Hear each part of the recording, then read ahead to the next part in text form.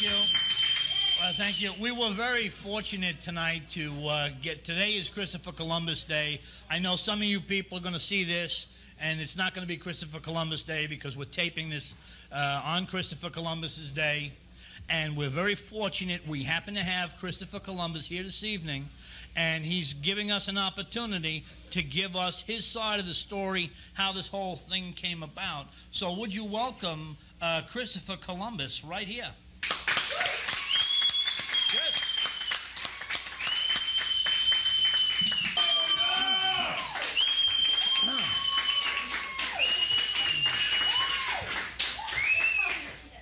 Thank you very much. We ready? Hi, folks. Corey Sparks here with you. We're today at the Mike and Tony Show with Christopher Columbus, and he's going to tell us what it was really like to discover America.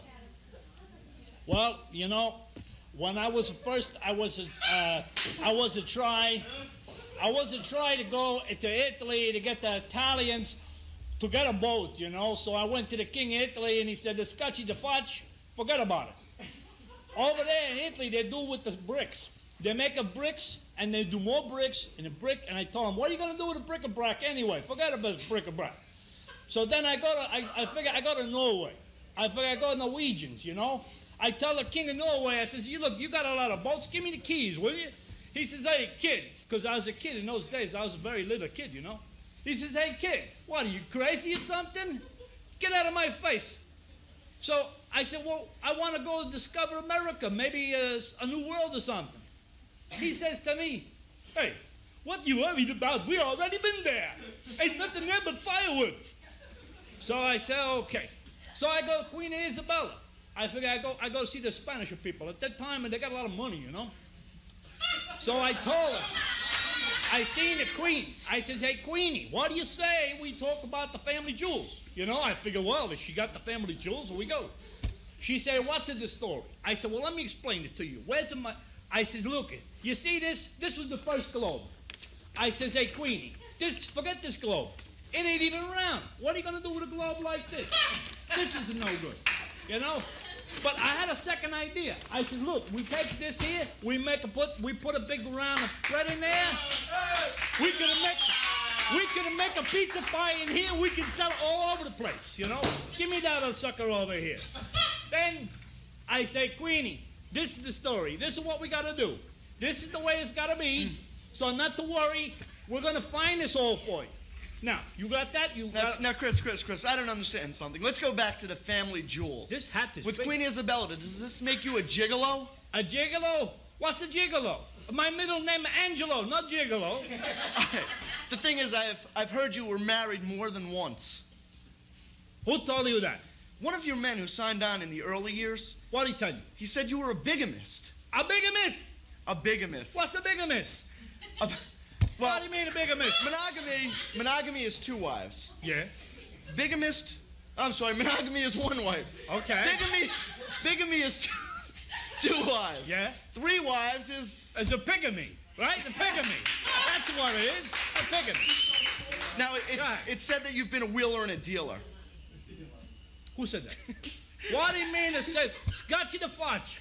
What do you mean? Well, you didn't really know where you were going, and when you got there, you didn't know where you were, and when you got back, you forgot where you've been. It doesn't make me a bad person. Besides, good news, I did it with other people's money. What? You can knock that. Something in the 20th century, you're going to have to learn how to focus on that. Speaking of focusing and your equipment on board,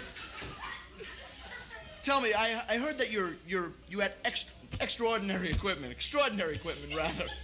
I heard your sales were super strong. The sales of what I got is strong because you can't have a sales like a marriage license that are going to fall apart. You got to have a sales like a landlord's lease, something you're never going to break. Is it true you were the first one to sight land?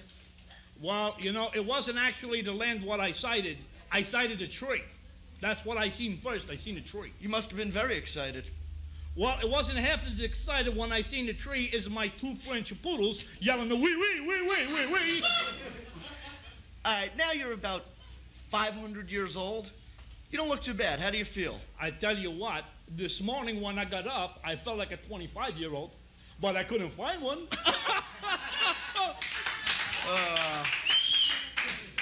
the Nina, the Pinta, and the Santa Maria hold up on your voyage? I tell you what, that's a very good question. A lot of people ask me how to hold up with those the Nina, Pinta, and the Santa Maria. Why don't you ask them for yourselves? We got the Nina, Pinta, Santa Maria right here. Nina, Pinta, Santa Maria, come on up here. Come on up here. You talk to the Nina, Pinta, Santa Maria. Look what I got here. Which one are you? I'm the Nina. You are? Pinto. And you? Santa Maria. So how you guys how are you holding up? You see how we do here? Huh?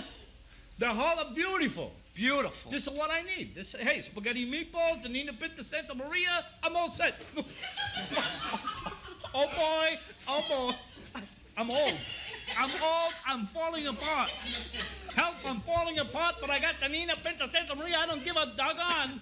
Listen, we gotta go now. We're gonna be right back. My boat is parked down there in the Henry Hudson place, and I gotta go now. Thank you very much. Thank you. Christopher Columbus.